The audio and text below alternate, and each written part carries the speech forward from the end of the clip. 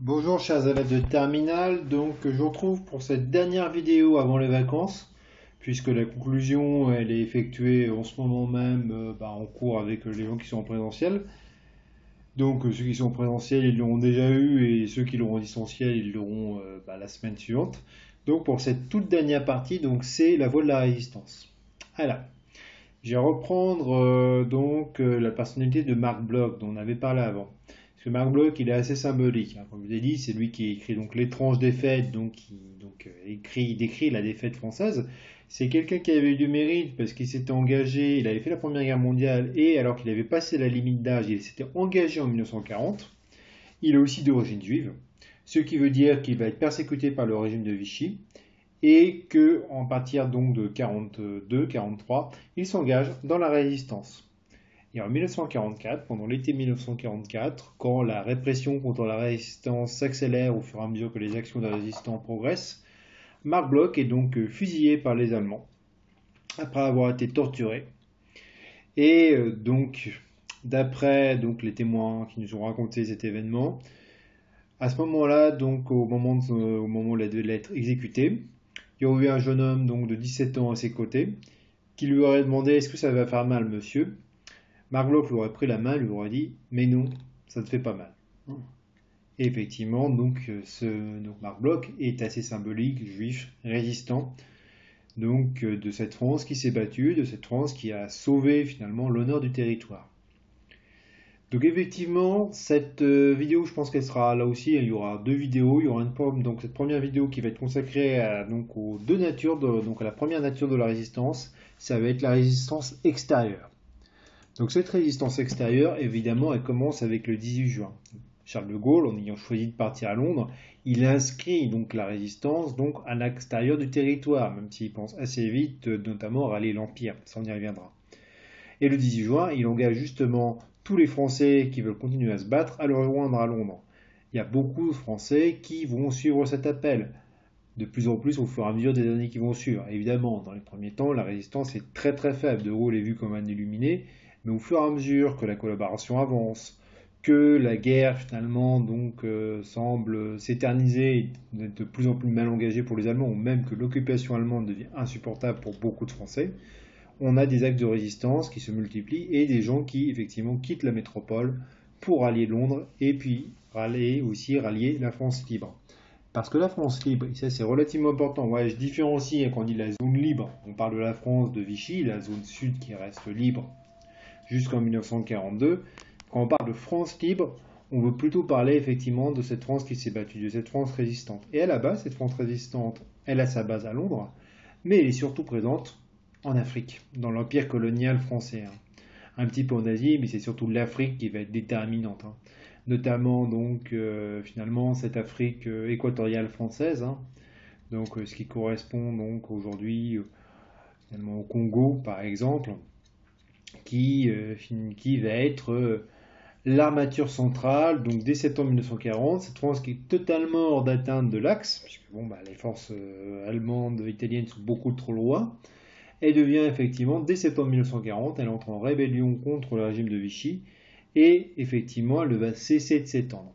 Donc effectivement, toute cette Afrique finalement coloniale, elle va devenir le cœur de la France libre. C'est vrai que finalement, les capitales de la France libre, elles sont doubles.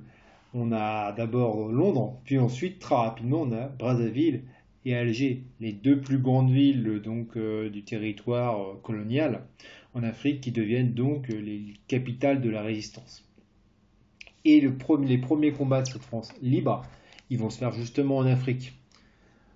Donc par exemple, c'est avec la grande victoire de Bir Hakeim, où effectivement les Français en 1942 arrivent à bloquer finalement l'avance allemande et à finalement permettre la victoire des Anglais et qui réussissent à repousser les troupes de rebelles. Et là, ils remettent finalement en jeu l'honneur de la France. Le général Rommel, qui commandait donc les forces allemandes, dira c'est encore une preuve que les soldats français bien commandés peuvent fournir un travail de soldats héroïque, parce qu'effectivement, ces hommes qui étaient donc un tout petit nombre, quelques centaines, ont réussi finalement à résister contre des forces bien supérieures pendant plusieurs jours, ce qui a permis aux Anglais de s'organiser pour une contre-attaque qui a été décisive. Ce qu'il ne faut par contre pas oublier, c'est que même si malheureusement les visages qui vont être mis en avant, c'est majoritairement des visages très blancs, en fait, 60% de ces combattants sont issus des colonies. Fatalement, 60% de ces combattants, c'est des Africains, c'est des Algériens, des Tunisiens, des Marocains, des gens, donc des Sénégalais, des Camerounais, des gens qui vont se battre pour une métropole que la plupart n'ont jamais vue. Et souvent se battre héroïquement dans toutes les batailles. Ils seront souvent mis de côté après la guerre, y compris parfois, bon ça on y reviendra, mais la décolonisation ne sera pas tendre avec eux. Notamment parce qu'il y aura finalement des revendications, puisqu'on leur a promis une plus grande autonomie notamment, et que comme la France ne tiendra pas vraiment ses promesses, que ces gens-là qui ont libéré le territoire métropolitain continueront à être traités comme citoyens de seconde zone, ça aura des conséquences. Il y aura beaucoup de ces hommes qui sont battus donc, pour libérer le territoire métropolitain, qui deviendront les futurs chefs donc, des armées de libération, notamment en Algérie. Ça, c'est déterminant. Ces armées, elles vont se battre donc dans toute l'Afrique, d'abord, et ensuite, elles vont massivement participer à une opération qui a été éclipsée par le débarquement de Normandie, en particulier dans notre région, qui est évidemment marquée par le 6 juin.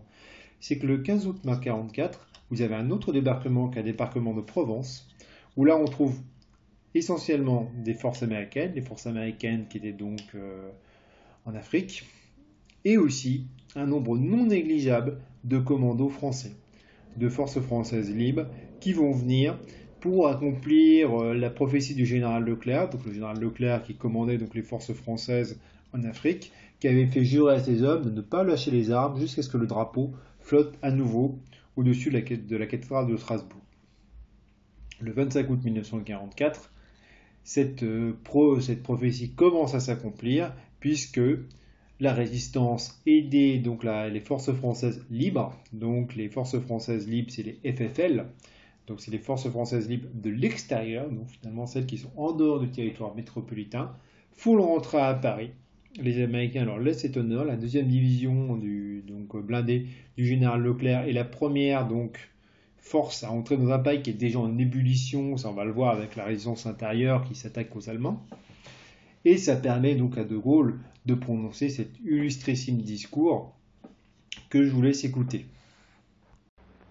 Paris, Paris outragé, Paris brisé, Paris martyrisé, mais Paris libéré, libéré par lui-même, libéré par son peuple avec le concours des armées de la France, avec l'appui et le concours de la France tout entière, c'est-à-dire de la France qui se bat, c'est-à-dire de la seule France, de la vraie France, de la France éternelle.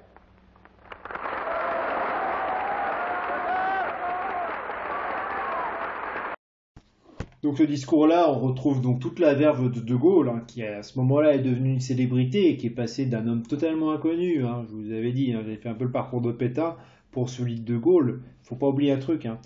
Le début de la guerre, en 1940, c'est un petit colonel extrêmement compétent, mais souvent considéré comme trop arrogant, qui a des intuitions, puisqu'effectivement c'est lui qui fait justement un ouvrage qui parle effectivement du fait que la nouvelle guerre va se faire essentiellement par l'offensive, non pas comme la Première Guerre mondiale, mais avec une association blindée-avion que la France doit absolument développer. Les Allemands lui donnent raison en utilisant cette stratégie contre lui. D'ailleurs, De Gaulle fait partie des rares officiers français à remporter des victoires contre les troupes allemandes. De Gaulle, c'est quelqu'un qui a combattu pendant la Première Guerre mondiale au premier rang, donc en tant que combattant. Il y a été blessé, capturé donc 2 fois. Il a été capturé à Verdun à l'issue de sa deuxième blessure et il avait vu la captivité comme un immense déshonneur.